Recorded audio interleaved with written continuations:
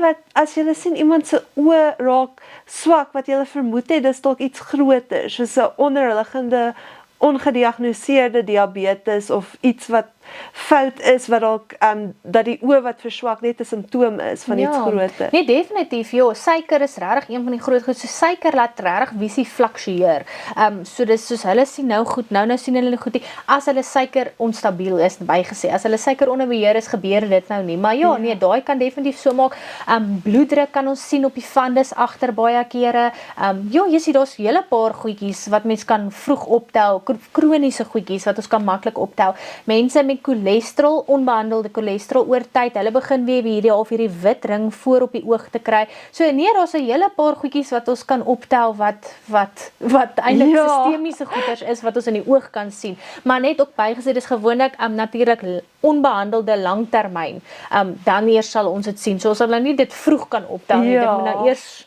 skade gedoen het aan die oog, as ek nou so kan sê, en dan sal ons dit kan raak sien. Weet jy van wetenskap? Dis atome wat skud en draai. Weet jy van wetenskap? Van sterre tot jou slim voorstel. Weet jy van wetenskap? Van selle tot die wolke boe. Weet jy van wetenskap? Let's go! Welkom terug, Hadida familie, by Weet jy van wetenskap. Ek is so opgewonde vandag, want ons het 'n baie spesiaal gas hier vandag, mevrou Megan Smith-Loos. Goeie alte van is sommer. Ja. Megan, sal jy jouself wil voorstel gou aan die mense? Ja, so ek is Megan. Ek is 'n oogkundige hier in Bloemfontein. So ek het twee praktyke in Bloemfontein dan nou, waarby ek in die Northridge tak is. En ek doen so 'n bietjie meer ekstra goedjies by. Ek doen neurooptometrie by dan nou, wat nou ietsie niets is. So ek het so vinnig vir jou genoem, ons is nou nog net 2 in die land, so dis nou nog 'n baie nuwe rigting in, so dit sal vir my lekker wees om bietjie te deel wat dit dan nou is. En ja, dit is wat ek doen. Ek's 'n mamma van twee kindertjies, 'n seentjie en 'n dogtertjie, en ja, dit vat my hele lewe oor.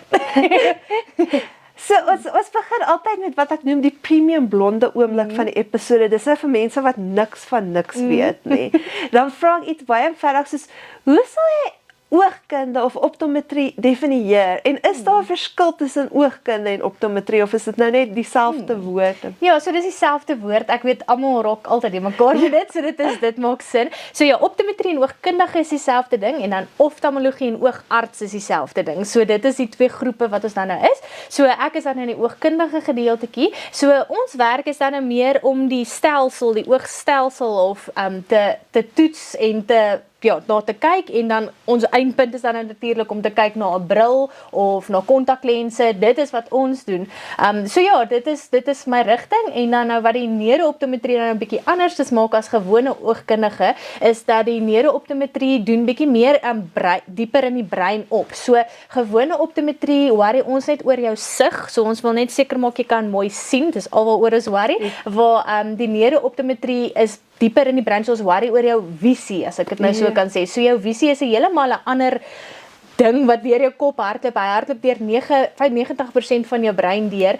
En dit tel al jou, ons noem dit spatial information, sorry vir die Engels, maar hierdie het ek in Engels gedoen. Tel daai inligting op, en dan dit behandel jou balans en jou net alles wat in die brein spraak, al daai gedeeltetjies. So ek werk so 'n bietjie meer aan daai gedeeltes van die brein dan nou ook.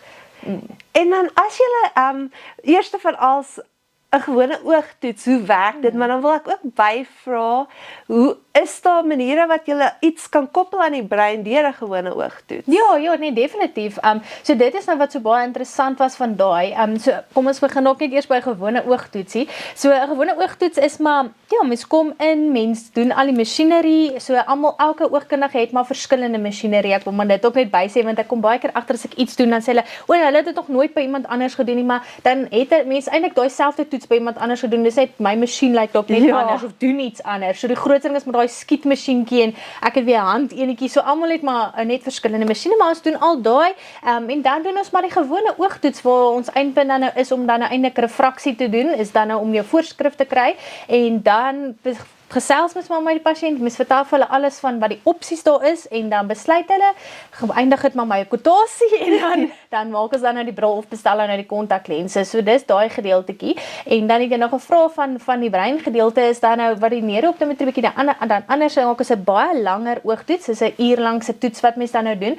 Yes, en mens doen baie ander goedjies dan nou by. Ons gebruik metronome, ons wil die jelletjie in jou vestibulêr omgooi, ons wil sulke toetsies doen en ons wil balanstoetsies doen en ek laat hulle op foam pads staan en ja, dis baie ander goedjies. So dis baie meer vir pasiënte wat breintrauma gehad het. Dis eintlik maar die groot ding en dan ook kindertjies wat sukkel met disleksie en met leerprobleme en ADHD selfs. Dis al daai tipe goed. So ons doen dan baie meer in diepte toetse met oogspiere en al daai goeders by. So dit is wat so 'n bietjie anders is dan.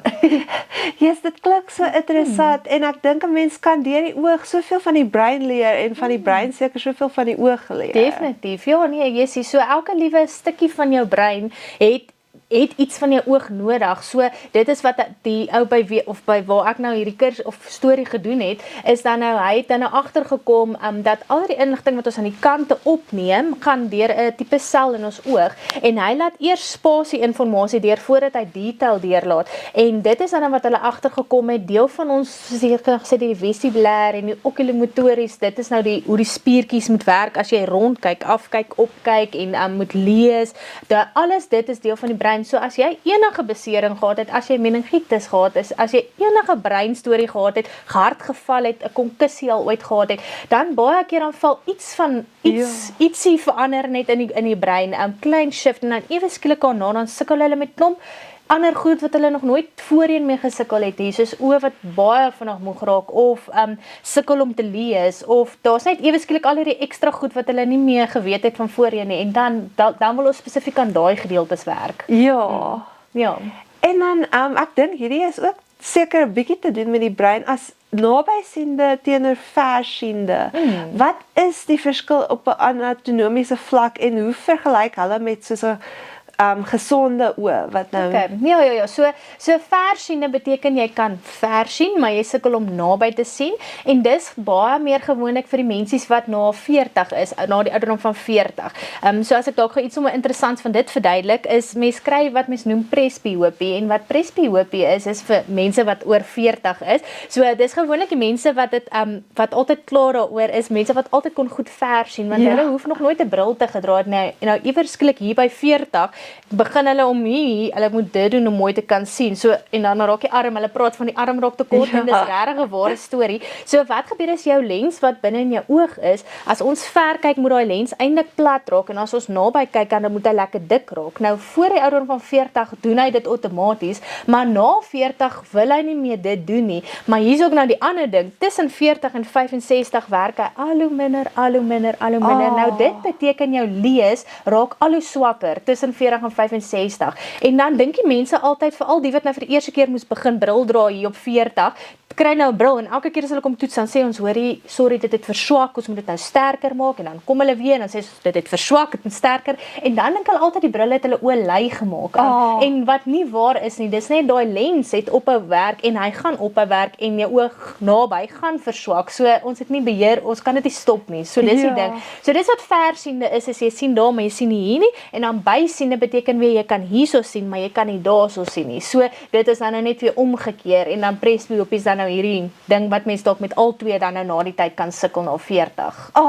Ja. En dan by die nabysiende dit is meer vir almal wat dit kry. Dis nie net ouer mense nie. Dit is enige ouderdomsgroep. Okay, so bysiene is dan nou meer die mense wat dan nou naby kan sien wat dan nou nie kan versien nie. So dit is dan nou meer gereeld die mense wat onder 40 is want hulle kan redelik amper almal hierso dan nou mooi sien en dan as hulle dan nou vervisie probleme en dan sukkel hulle om ver te sien.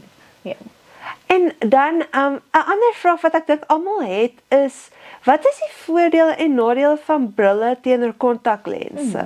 Ja, so ek is nie 'n baie groot kontaklens fan nie, maar dit verskil nou maar van oogkundige na oogkundige toe. So ek dink my rede maar hoekom ek nie so baie daarvan hou nie, is behalwe dat ons in Bloemfontein is en Bloemfontein het regtig droër lig.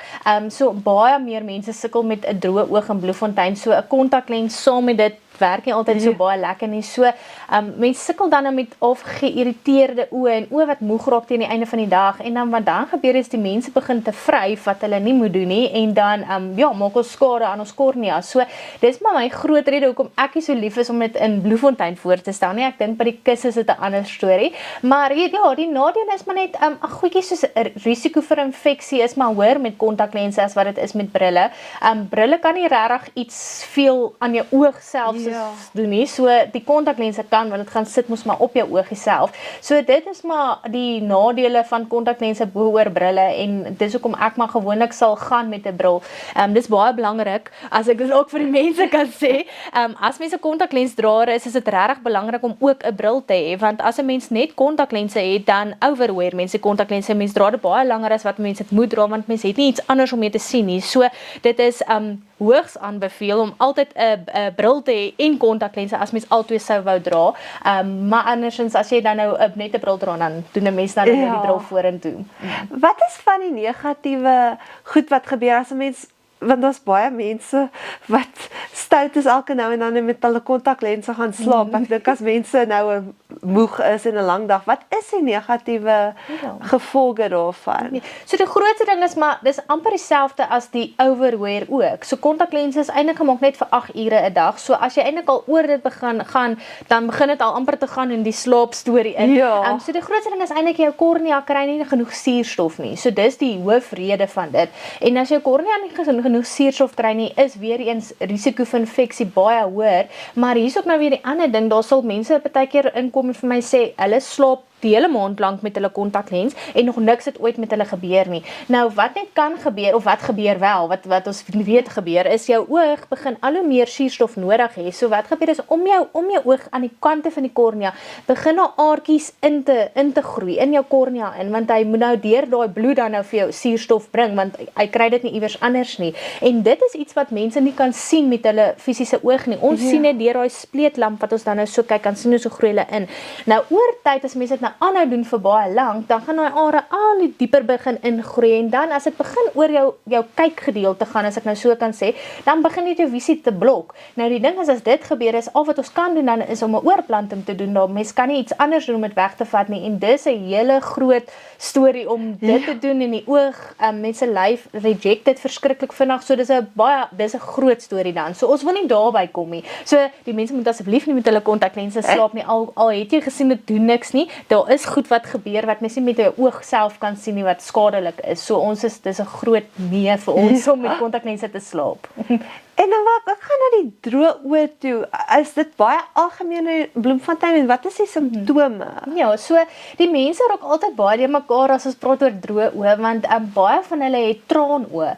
En dan kom hulle nou sê hulle oë bly traan en alles en dan sê ons nou maar dis 'n droë oog en dit maak dan nou glad nie vir mense sin nie want dit traan dan nou maar ons sê nou dis droog. So wat gebeur is ons het op ons oog 'n waterlaagie en dan het ons bo oor daai waterlaagie eintlik 'n olielaagie. Nou dit is eintlik jy so gemaak want as jy mos water en olie in 'n emmer sou gooi, die olie is mos maar dik, so water sal nie deur hom kan verdamp nie. Nou dis hoe dit op ons oog eintlik moet wees. Nou iemand wat 'n droë oog begin ontwikkel is een van twee goed. Of daai olielaagie is nou weg of hulle produksie van water is te laag. So dit kan een van daai twee wees. Nou as die produksie van water te laag is, dan het mens nou nie regtig hierdie traanoog nie. Dan is dit net dit voel ongemaklik, dit voel krapperig, dit voel branderig, dit voel net ongemaklik. Mens kan sommer net voel jy wil eintlik net 'n bietjie jou oë toemaak. So dis die een rigting, waar die ander rigting is hulle het nie die olielaagie nie. Nou as jy nie die olielaagie het nie, dan het jy nou net die waterlaagie. Nou verdamp daai waterlaagie verskriklik vinnig uit die oog uit. So nou voel jy oog, hy's droog, nou maak hy vir jou nog water en niks hou daai water daar nie. So op die ou einde dan trane dan nou uit. En dis hoekom ons dan nou sê die droë oog, deel van die droog is dan nou hierdie traan. Ja. So as dit wel is iets wat mens optel en mens sukkel met hierdie branderige, kan rooi wees, nie juk nie, so juk is gewoonlik dan meer 'n allergiese ding, so meer die brandkrapperige, tranerige oogies, dan is daar twee goedjies wat mens vir dit kan doen. Mens begin 'n druppel, dis maar ongelukkig al al wat mens regtig kan doen op daai oomblik om bietjie verligting te gee. So mens moet dan net besluit wat se een van hierdie 2 droë oë het jy dan gee mens nou 'n druppel volgens dit. En mens moet dit is 'n baie belangrike ding. Mens moet dit so 3-4 keer 'n dag ingooi, nie net 1 keer 'n dag nie. So dis 'n fout wat baie mense maak. Hulle gooi net die oggend in en dan dink hulle hy's reg vir die dag en dit is nie. Mens moet 3-4 keer 'n dag. En dan 'n baie belangrike ding is as jy dan 'n olie afwyking het, as ek dit nou so kan noem, dan is dit goed om hitte op jou oog te sit, want hitte ek verduidelik dit altyd so vir die mense is, as jy mos 'n wors braai en daai olie lê nou daar in die pan en jy los dit laat dit koud raak en raak dit mos hard. Nou dis wat nou gebeur het met die kliertjies in jou oog. Daai olie is nou kliphard daarin, so dit wil nie uitkom hier na jou oog toe nie. So om daai olie weer sag te maak is dan nou om hitte op dit te sit. So 'n warm beanbag, daar weet jy sommer in die microwave sit of 'n warm tee sakkie of enigiets wat lekker warm is. Sit mens dan sommer op die oogies in die oggend en die aande vir so 5 minute, dan help dit net so weer 'n bietjie daai olie aan die gang te kry. So dan moet mens dit in die oggend en die aand en dan deur die dag die druppeltjies. En dan oor tyd dan dit vat 'n ruk, is nie net 'n dag of 2 se storie nie, dis maar 'n langtermyn ding. Begin dit dan nou al hoe beter te voel. En dis ongelukkig al hoe mens kan dit behandel. 'n Bril gaan nie dit beter maak nie. So mens moet maar die druppeltjies en die hitte dan nou doen vir dit. En dis baie algemeen in Bloemfontein. As jy het gevra, is algemeen in Bloemfontein en by ons ouer mense natuurlik ook baie algemeen. En mense wat enige post-operasie al gehad het, katrak-operasie, enige van daai goeders, sukkel ook nogals bietjie meer met droë oë na die tyd. Ja, wat dis interessant, weet sien dit altyd by al die apteke, dan adverteer hulle dit groot. So ek dink dit is iets waarmee 'n hele klomp mense Ja, definitief. Baie mense sukkel met dit en hulle weet nie eintlik dis die probleem nie. So hulle dink hulle oë is net ligsensitief en dan traan dit of as 'n wyntjie waai dan voel dit of 'n traan, maar dis eintlik droë oë simptome. En nog 'n ding wat ek dink almal seker oor wonder is die blou skermlig. Hoe affekteer dit 'n mens se oë? Ja. So eintlik baie interessant, daar is actually nog geen bewyse dat dit enige skade aan die oog doen nie. So daar's nog niks studies wat bewys nie. So ons almal dink dit en weet dit en ons weet dit, maar niks is bewys nie. So die grootste ding wat ons tans weet van die blou lig is dat nou as ons voor 'n skerm sit, 'n TV, 'n rekenaar, 'n foon, ons knip ons oë net baie minder as wat ons moet want ons konsentreer bietjie harder. So dit kan 'n bietjie droë oë bevorder. So dis maar die een ding en saam met droë oë kan partykeer ook visie wees wat uit fokus uitgaan, want as daai waterloggie weg is, dan blur ons visie. So dan voel dit ook dis nou die skerm wat dit gedoen het, dis eintlik dan die droë oog. En die ander ding wat ons dan nou weet is wanneer jy op skerms is en dis dan 'n bietjie meer later in die aande, hy help dat melatonien nie afskei nie. So of dit help nie, dit stop laat melatonien afskei. So wat dan gebeur is jy sukkel dan om te slaap. So dis die ander ding wat ons weet van die blou golflengte van skerms. So dis die enigste 2 bewyste goeders. So verder is dit skade gewys is daar nou nog nie, soos ek sê, bewyse nie. Ek het wel al een keer 'n artikel gelees waarna hulle begin kyk, maar nog nie bewys is nie, is dat hulle vermoed dat blou lig oor die jare dalk wel iets veroorsaak wat ons noem makulêre degenerasie. En wat dit is dis verkalking agter op die oog, op die retina. So ons sien dit baie meer by ons ouer mense, want dit is die volle naam van dit is ouderdomsverwante makulêre degenerasie. En ja, dit is hulle kyk nog net daarna, soos ek nou sê, en dis nou nog nie bewys nie, en mens verstaan dit, want oor die mense, die ouer mense van vandag, het natuurlik nou nie vir jare op hierdie skerms gesit, soos wat ons mense nou doen nie, so dit is nog iets wat hulle net na kyk, maar UV-lig is natuurlik die ander ding wat hulle ook sê, dit veroorsaak, so, ja, dis maar nog hoe sê mens nou, hulle moet nou nog uitvind wat daar aangaan, maar vir tans nog niks is bewys nie. So dit moet studies wat maar oor tyd moet gebeur om eers wat dan nog eers moet kyk, Want dis vir my interessant, want dan my foon het hierdie opsie, dan sit 'n mens geel lig op. So ek weet nie of geel lig nou eintlik soveel beter is as die Ja, so hy eintlik wat daai filtertjie doen, wat as jy hom nou oorsit, en dis dieselfde met die brille wat ons maak waar daai blue blok filters oor het. As jy hom oor 'n papier hou, dan maak hy die papier geelerig lyk. Maar eintlik al wat dit doen is, dis nie eintlik 'n geel filter nie, hy blok net die blou uit, die blou wat terugreflekteer en dan laat hy hom geel lyk. So dis eintlik wat ons dan nou daar doen. Maar ja, dis vir mense, as mense is wat sukkel om in die aande, as mens moet laat dalk nog werk of TV kyk, almal kyk maar TV nog in die aande of op hulle fone lê en jy doen sukkel om daarna in die slaap te raak, dan is dit definitief as gevolg van daai blou golflengte wat uitkom. So vir hulle is sulke tipe brille of daai filtertjie wat jy nou oorsit of so, is dit baie goed om dit te doen. Ja. Maar vir wat dit dan nou werd is vir daai artikel wat hulle begin kyk, sal ek nou maar vir almal aanbeveel om dit maar eerder te blok, want omdat ons eintlik nog nie regtig weet wat se langtermyn probleme dit kan veroorsaak nie, blok ons maar uit wat ons kan uitblok vir nou. Ja, dit is die waarheid. So daai goed moet nou lekker. Ek kan nie wag vir daai studies om uit te kom nie. Ek ja, dink dit gaan baie. gaan eers eendag wees soos ons baie anders dink.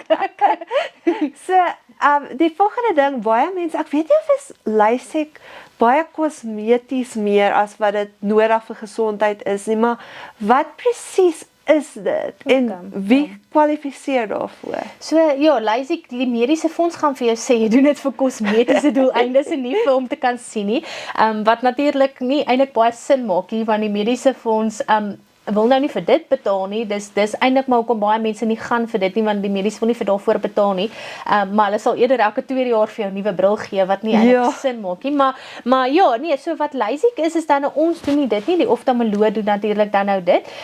Wat hulle dan nou op die ou einde doen is hulle kan nogals deesdae al die voorskrifte doen, regtig. Hulle kan baie diep in die voorskrifte ingaan, waar in die ou dae kon hulle nie sekere voorskrifte doen nie. So deesdae is 'n voorskrif nie wat ons breek nie. Jy kan 'n -10 wees, jy kan baie groot astigmatisme deesdae hê.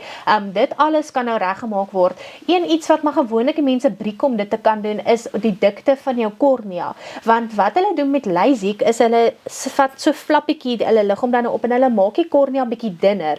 En eintlik wat mense met dit wil regkry, mense wil hom bietjie meer egalig dan nou hê om dan jou visie meer reg te kry. So daai dikte moet natuurlik 'n sekere dikte wees, want as hulle hom verdun, dan moet daar 'n sekere hoeveelheid oorbly om natuurlik jou oog in te hou. So dit breek baie keer mense, want dan het hulle nie genoeg dikte om dit dan te kan doen nie. So deesdae vir enige iemand wat belangstel in dit, hulle kan dit doen en hulle moet net daai dikte gaan nou, maar dit word alles in die pre-LASIK afspraak gedoen, as ek dit nou so kan noem, en dan as dit gewoonlik reg is, maak nie saak wat die voorskrif is nie, dan kan 'n mens dit doen.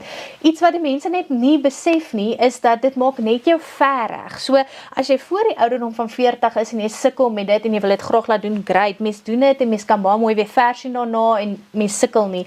Maar na 40, oor daai wat ek nou verduidelik het van die lens wat ophou werk, dan dink hulle gaan nie hoef bril te dra daarna nie, en dan is dit nie waar nie. So, hy maak wel jou ver reg, maar jy gaan nog steeds 'n naby probleem hê. So, dit kan omdraai as jy eintlik nou sukkel om ver te sien, maar jy kan mooi naby sien, dan gaan hulle nou vir LASIK om daai ver vir hulle reg te maak, en dan kry daarna sien hulle ver, maar sodra daai reg is, dan kan hulle weer nie eintlik hier sien nie. So dis dan net vir mense wat na 40 is. So dis net belangrik altyd om dit te weet, want hulle verwagtinge is dan nou nie, of hulle het ander verwagtinge gehad, en dan sukkel hulle om te aanvaar na die tyd. Hulle het nie geweet, hulle gaan nog steeds met 'n bril dra nie. So dit is maar gewoonlik wat met dit gebeur. En is daar sekere ouderdom waarop 'n mens eers LASIK moet kry? Soos hulle doen dit deesdae nou van 18 af. So baie vroeg, toe ek begin werk het ons altyd gekyk na 30, want hulle het gesê min of meer dis waar jou voorskrif begin stabiliseer. En dit is belangrik, die voorskrif moet so klein bietjie, ons wil nie dit moet nie jump nie, dit moet redelik stabiel wees. So dit is maar gewoonlik, maar nee, nou doen hulle dit van 18 af. So regtig die dinge het baie verander. Hulle kon in die ou dae ook nie altyd plus mense wat plus voorskrifte het nie gedoen het nie, waar hulle nou wel al redelik diep in die plus in kan gaan. So nee, deesdae is vir LASIK is amper almal oop.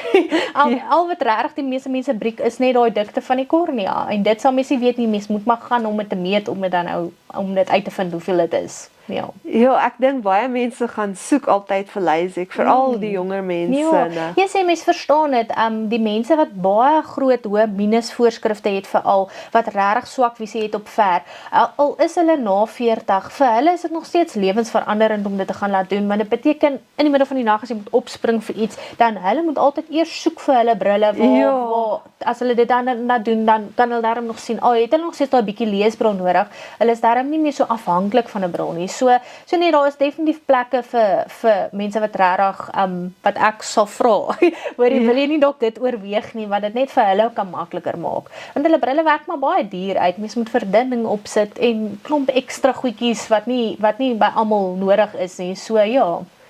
En oor ooggesondheid oor die algemeen, sê nou maar, daar's nou iemand wat op 11 uitvind hulle is nabysiende of en dan wil hulle dit nie laat erger maak oor die jare nie. Is daar oefeninge of sekere gesondheidgoeders wat hulle kan doen en selfs die ouer mense wat nou weer versiende is, maar nie naby kan sien nie, is daar goeders wat hulle kan doen wat maak dat dit ook nie so vinnig afgaan nie.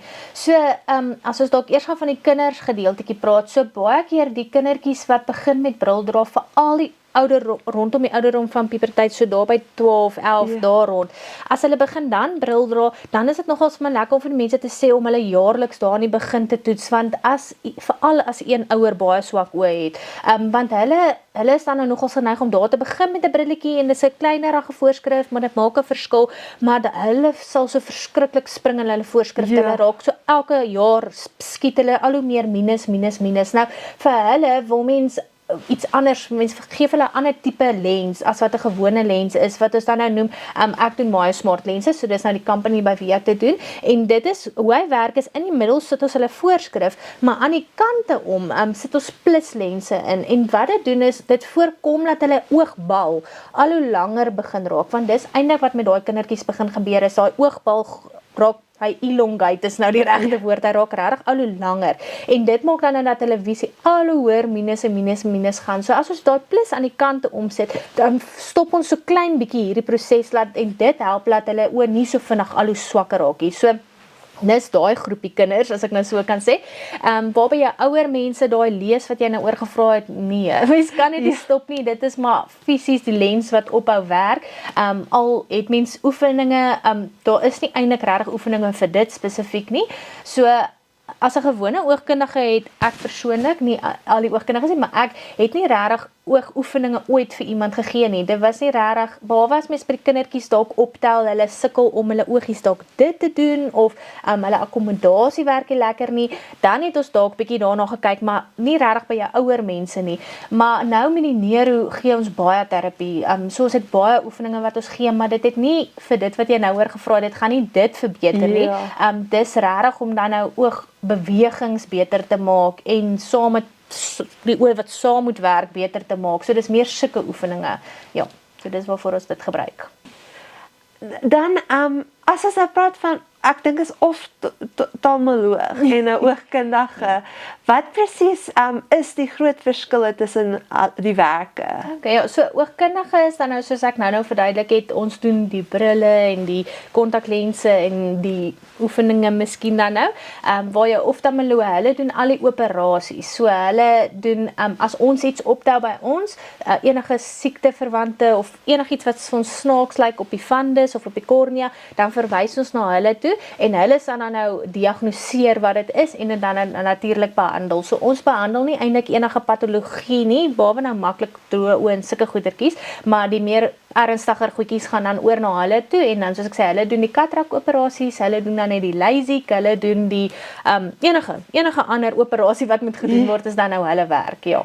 En dan terug na die brille toe, sien nou 'n kind sukkel nou om ver te sien, kan dit hulle oë verswak as hulle gereeld hulle versie, of die bril wat hulle nou help om ver te sien, aansit terwyl hulle TV naby kyk of boek lees, kan dit die oë vinniger verswak as hulle dit doen? Ja, gelukkig nie, inteendeel, ons wil eintlik jy sê hulle moet dit dra, so dit is 'n vraag wat baie opkom, so hulle wil weet, die een groep mense wil altyd weet, kan hulle die bril bietjie afhaal, want hulle dink as hulle mense, die kinders die bril gaan afhaal, gaan hulle oë verswak, omdat hulle nou nie die hele tyd die bril aangehad het nie, wat nie waar is nie, en aan die ander kant is party mense weer bang, as hulle die bril te veel dra, dan gaan hulle oë al hoe leie raak, en dis ook nie waar nie, so ons het nie regtig beheer oor, behalwe nou as jy nou daai terapeutiese lens het, wat ek nou van gepraat het, dan wil mense hê, mens moet dit meer gereeld dra, want ons wil voorkom dat daai dan 'n mos sou gebeur, maar andersins as dit nie eintlik 'n probleem is nie, dan het die bril, help hulle net op daai oomblik, so ja, ons gaan nog steeds vir hulle sê, dra maar die bril, hang nou af van die voorskrif, maar as dit 'n redelike voorskrif is, want wat dan gebeur is, die kind kyk dan nou sonder 'n bril, maar hulle werk verskriklik hard om daar te kan sien, so hulle oë raak moeg, so dan is hulle nie meer lus nie, of hulle wil dalk nie meer vir verder huiswerk doen nie, want hulle oë raak net moeg, so dit is wat gewoonlik gebeur, maar fisiese skade is nie is nie regtig iets wat gebeur nie, ja. So 'n mens se oë kan nou nie lei raak as gevolg van bril dra nie. Nee, so dit is daai wat die mense, en dis gewoonlik daai wat ek gesê, daai wat na 40 is, wat nog nooit hoefbril teruggedra het nie, wat nou moet begin leesbril dra, en elke keer al hoe sterker leesbril nodig het, hulle is nogal gewoonlik die mense wat glo die bril het hulle oë lui gemaak, en dit raak al hoe slegter, want toe hulle daai eerste keer daai bril kry, toe raak dit net al hoe swakker, en dit is nie die bril se skuld nie, dis net daai lens dan wat ophou werk. So dis gewoonlik daai mense wat dink hulle die bril het hulle oë lui gemaak. Die genetika wat so oor tyd gaan. Ja, wat so 'n bietjie agteruit gaan, so ja. En dan katterakke. Ja, toe maar almal noem dit kakkerlakke en die ouens lief vir kakkerlakke. Nee, ja, so wat katterakke is baie algemeen. Ons sien dit regtig baie. So wat dit is die lens wat binne in jou oog is. Jou pupil, die swart gedeelte van jou oog is 'n gat. So dis nie 'n fisiese swart kon nie. Hy's 'n gat en net agter daai gat sit jou lens. Nou dis nou hierdie einste lens wat nou al hierdie werk moet vir ons doen en hy's baie belangrik vir ons visie natuurlik om te kan sien. Nou hy begin bietjie verkalk.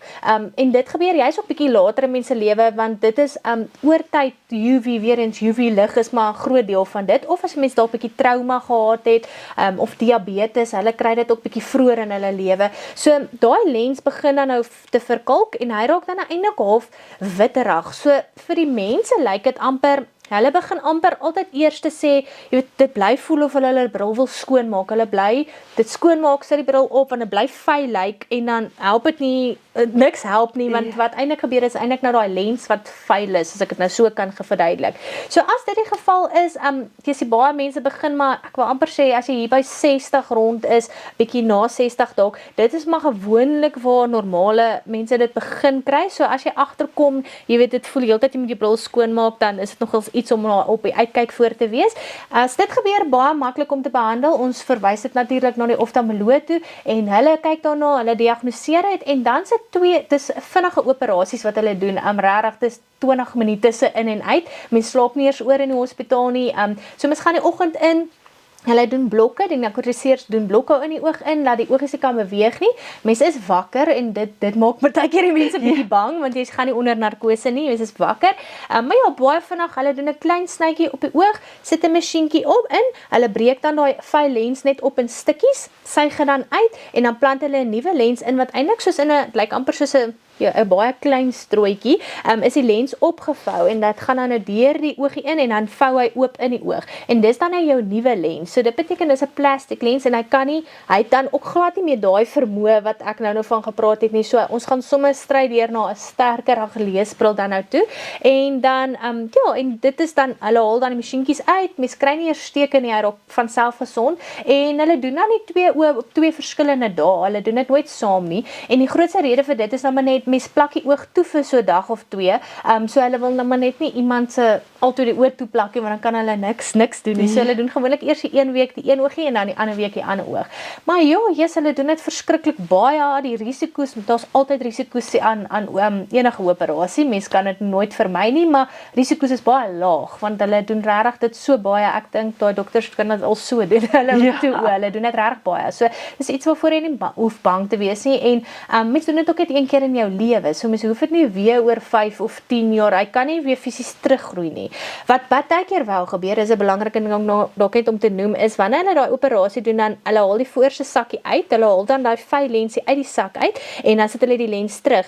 Maar die agterste sakkie is nog dieselfde sakkie wat altyd daar is. So baie keer begin hy weet dit lyk soos 'n katarak. Lyk eintlik vir die mense weer soos 'n katarak en ons kan sien dit lyk amper soos 'n katarak weer. Nou as dit gebeur na die oogoperasie, dan laser hulle hom sommer net so deur die oogie skoon. So die mense noem dit altyd hulle polish, hulle het hulle lense laat polish, wat nou nie eintlik presies wat hulle doen nie, maar hulle maak net daai sakkie skoon. So die fisiese operasie is net een keer in mense lewe. Mense hoef dit nie aanhoudend weer te doen nie. So dis nie nodig om te wag. Eintlik met dit wat ek wil sê is nie nodig om te wag en te druk so ver soos wat mens wil om die operasie te gaan doen nie. Gaan doen dit net as dit mense visie beïnvloed, gaan doen dit, laat dit klaar is en dan hoef mens nie weer daaroor te worry nie. Ja. Hierdie is 'n bietjie, dis iets wat terug en wat my baie nuuskierig gemaak het toe ons oor die diabetes gepraat het. Is daar tye wat as jy sien iemand se oë raak swak wat jy vermoed het dis dalk iets groter, soos 'n onderliggende ongediagnoseerde diabetes of iets wat fout is wat dalk dat die oë wat verswak net 'n simptoom is van iets groter. Nee, definitief. Ja, suiker is regtig een van die groot goed. So suiker laat regtig visie fluktueer. So dis soos hulle sien nou goed, nou sien hulle goed nie. As hulle suiker onstabiel is, bygesê, as hulle suiker onder beheer is, gebeur dit nou nie. Maar ja, nee, daai kan definitief so maak. Bloeddruk kan ons sien op die fundus agter baie kere. Ja, jy sien daar's hele paar goedjies wat mens kan vroeg optel, kroniese goedjies wat ons kan maklik optel. Mense met cholesterol, onbehandelde cholesterol oor tyd, hulle begin weer hierdie wit ring voor op die oog te kry. So nee, daar's 'n hele paar goedjies wat ons kan optel wat eintlik sistemiese goeders is wat ons in die oog kan sien. Maar net ook bygesê dis gewoonlik natuurlik onbehandelde langtermyn. Dan eers sal ons dit sien. So ons sal nou nie dit vroeg kan optel nie. Dit moet nou eers skade gedoen het aan die oog, as ek nou so kan sê, en dan sal ons dit kan raak sien. Ja. En dan is daar al 'n oogtoestand waarna jy gewerk het wat vir jou die interessantste was? Ja, so as ek nou dink aan twee goeders, toe ek geswat het, albei was gewees terwyl ek op die trein was, daai Pelopeppa trein, dis so 'n trein waarop ons klim vir 2 weke en dan toets mens nou mense se oë so deur die land. Daar was twee goed gewees en die een was, hulle het vir geloofsredes gesê, hulle moet vir die son kyk, en hulle gaan vir Maria in die son sien, en 'n hele groep mense het dit gedoen daarso, ja, dis so in die middel van nêrens gewees nie, en wat dit gedoen het, is dit het fisies hulle retinas verbrand, want jou lens werk soos 'n vergrootglas, as jy hom ons oor die glas hou, as hy son die hele tyd konsentreer op een punt, dan hy kan mos die gras aan die brand steek. Jou lens doen presies dieselfde, hy konsentreer al die lig na jou retina, op jou macula, wat eintlik jou kyker is, so hy het verbrand, dis soms so, lyk soms soos 'n swart kolletjie waar daar so sit, hy het hom heeltemal verbrand, en hulle visie is daarna baie swak. Ons kan niks daaraan doen nie. Hulle het letterlik hulle oë verbrand, as ek dit so kan noem. So dis die een, en dan die ander ding is wat ons noem astroidilosis, en dis die mooiste ding om te sien. So dis dan as ons in hulle oog kyk, maar jy kan dit nie so sien nie, mens moet dit ook deur daai spleetlamp kyk. Hulle jelletjie in hulle oog het klomp selletjies, en daai selletjies glitter. Dit lyk soos glitters wat in die oog beweeg. En dit is, ja, dis baie mooi om dit raak te sien. Gelukkig, daai mense kan daarom nog steeds mooi sien. Dit blok daarom nie hulle visie nie, maar dit is nogals baie interessant as jy so ingaan en dit lyk soos glitters wat rondhardloop, is baie mooi. Ja, en met die neurogoedjies sien mens ook natuurlik klomp interessante goeders. Elke liewe persoon is so verskillend. Al het hulle dieselfde diagnose. Dit is elke persoon is verskillend. Mens moet al daai goeders deurhardloop. Ewe skielik 'n oog wat net ewe skielik hier begin intrek na 'n kant toe, of ja, mens sien maar baie interessante goed. Dit is vir my net lekker om te hoor daai ding wat 'n mens se ouma sê van jy moenie in die son kyk nie, is baie belangrik. Ja, regtig, daar's regtig 'n ding agter dit. Dis nie net 'n ou mens storie nie, dis 'n regtig belangrike ding. Nee, jy sê hy verbrand regtig jou macula. Dis wild. Ja. En nou wil ek vra, as iemand nou na ons luister en regtig belangstel in oogkunde of selfs oftalmologie op 'n manier, wat se vakke op skool is die belangrikste om te neem en wat moet hulle dink om te gaan swat? Kan 'n mens reguit oogkunde en oftalmologie studeer? Okay, so oogkunde gaan swat mens direk. So dit is 'n kursus hier in Bloemfontein. Hier is by ons universiteit actually daarom daai kursus is nie oral nie. So ja, dit is 'n kursus wat ons dan direk gaan swat. So jy gaan swat dit en jy doen dit dan nou daarna. Waar oftalmologie is 'n baie langer pad om. So jy gaan doen eers medies, gewone medies, en dan moet hulle klaar hulle komsif doen en dan begin hulle te spes, en dan dis 'n baie langer storie. So daai kan jy nie net direk oftalmologie doen nie. Jy begin eers met medies en dan gaan jy oor na oftalmologie toe. En ja, die vakke, ek weet nou nie of is dit nog dieselfde nie. Maar ek het op skool gehad, skynat biologie, wiskunde en rekeningkunde. So as ek nou reg onthou, het iemand gehad in ons klas wat nie rekeningkunde gehad het, wat verbruikers gehad het. So ek weet nie of dit ooit nog dieselfde vakke wat nog bestaan nie. Maar ja, ek dink natuurlik biologie, skynat en wiskunde was maar die belangrikstes om te moet hê. Ja. En ek dink 'n mens moet so 60 velle kry as ek. Ja, so dis 'n baie streng keuringsproses, maar so ek dink met medies aanvaar hulle 120 hier by ons universiteit, en waar optometrie is net so 30. So dis baie min. So keuring is maar streng, en toe ek nou klaar gemaak het, ek het 2012 begin swat. Was daai ek kan nie eens onthou wat is daai eksamenetjie wat jy gaan skryf voor die tyd by die universiteit. Dit tel verskriklik baie van jou keuring, en dan kyk hulle ook na nie net jou vakke nie, hulle kyk daarna in jou punte natuurlik, maar hulle het ook gekyk na, wat 'n sport het jy gedoen en op watter vlak het jy dit gedoen, en enige kultuur het jy, watse kultuur het jy gedoen en op watse vlak weer eens het jy dit gedoen. En ek kan nogals verstaan dat hulle partykeer na dit kyk, want ek dink as jy redelik baie goed gedoen het op skool, nou nie goed in klas, ek bedoel soos verskillende sporte en miskien kultuur en so gedoen het, kon jy jou time manage, as ek dit nou so verduidelik, om te gaan, om nog by jou akademie ook uit te kom, en jy kon dit onder druk doen, as ek nou so kan sê. So waar op universiteit is dit belangrik om dit te doen, want jy het baie korter tye om goeders gedoen te kry en te moet swat, en jy het nie al die tyd om dit altyd reg te kry nie. So ek dink dis hoekom hulle na daai goed kyk, dis na my persoonlike opinie. Ek weet nie of dit reg die rede nie, maar dit maak vir my nogal sin. So ja, hulle kyk nou al baie goeders. En neurooptometrie, hoe het jy by daai kursus uitgekom van gewone optometrie af? Okay, so dit is nie iets wat in Suid-Afrika is nie. So ons in Suid-Afrika is mos nie ons word nie dokter genoem nie. So vir die mense wat gewonder het, dit confuse altyd almal.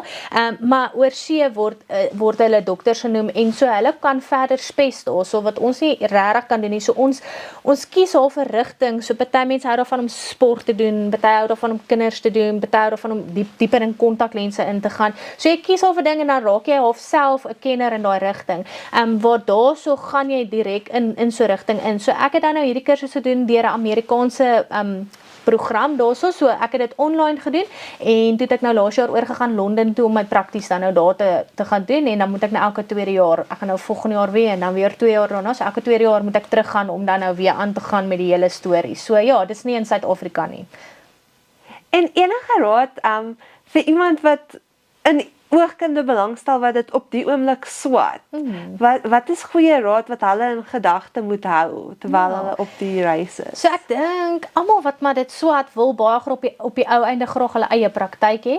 En dit sal my raad wees. Dis waartoe mens moet werk. Om vir altyd vir iemand te werk is maar alles gaan net stil staan, jy stagneer half, as ek nou so kan sê, waar, my eie praktyk te hê, groei mens net soveel meer, en dis so lekker vir 'n vrou, as jy nou veral 'n vrou is, so dit is nogals iets wat vir my baie belangrik was, met my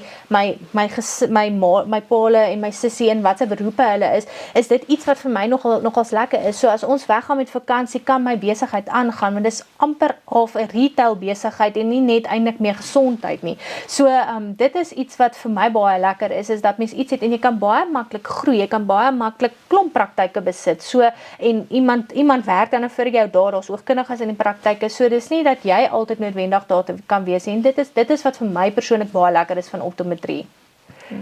En okay, tin vir die hoedtyd. So dis nou die lekker vraag. So ek gee altyd vir die gas die geleentheid. Ja. Dan dis nou 'n lekker vraag. Ons sê altyd 'n mens kan enigiets sê, hulle mag nie oordeel terwyl mens die hoed aan het nie. Is daar al ooit wat jy vermoed het, iemand wat vir 'n oogtoets of iets gegaan het, jok of Ja, mens vang julle vinnig uit. So nee, mens sien Jessie in vandag se lewe is maar baie meer die kindertjies, want Jessie in die ou dae wil die mense nie brille, kinders wil nie brille gedra het nie, en nou is dit soos 'n fashion statement, soos almal wil brille hê, so die kindertjies is maar lief om te kom en te sê hulle sukkel om te sien, maar waar mens hulle maar maklik uitvang, is as behalwe vir dat ons 'n masjien het wat voor die tyd al klaar min of meer vir ons 'n voorskrif gee, so mens nog voor jy op die stoel gaan sit begin toets, weet ek klaar waar jou visie moet min of meer staan. So as jy ewe skielik hier stop op 'n punt wat net nie sin, dan weet ek sommer klaar hier kom 'n ding vir my. Maar ja, die grootste ding is maar eintlik as ons daai verropter voor die oë sit wat dan nou mos die lense in het. Die mense weet mos nou nie wat se lense is daarin nie. So partykeer al haal jy al die lense uit, dan kan hulle nog steeds mooi sien. Dan weet jy sommer vinnig. So ja, nee, is vinnig om agter te kom wanneer iemand nie eerlik is nie.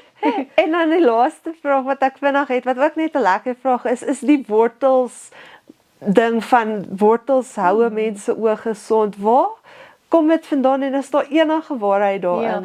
Ja, kyk, daar is tog 'n bietjie waarheid daarin, nou nie net spesifiek wortels nie, maar dit gaan maar eintlik oor wortels het nou maar net baie goed in, baie vitamiene en goed in wat vir ons oog belangrik is, so daar is tog 'n waarheid agter dit, maar dis ook nou nie noodwendig te sê as jy verskriklik baie wortels gaan eet, gaan dit jou oë al vir altyd gesond hou nie, maar ja, dit het al die belangrike goeders in, dis eintlik maar die belangrike minerale en vitamiene in, so mens kry darm al ook in vandag se lewe spesifieke pilletjies wat ook al daai belangrike goed in het. So vir mense wat daai makulêre degenerasie het, hulle begin daai pilletjies dan nou te drink wat dan net baie gefokus is op belangrike ooggoeders. So ja nee, die wortels eet maar dit. Ja. Dit is definitief belangrike goeders in vir mense oë. So hoor julle dat julle ma's was al die tyd reg gewees.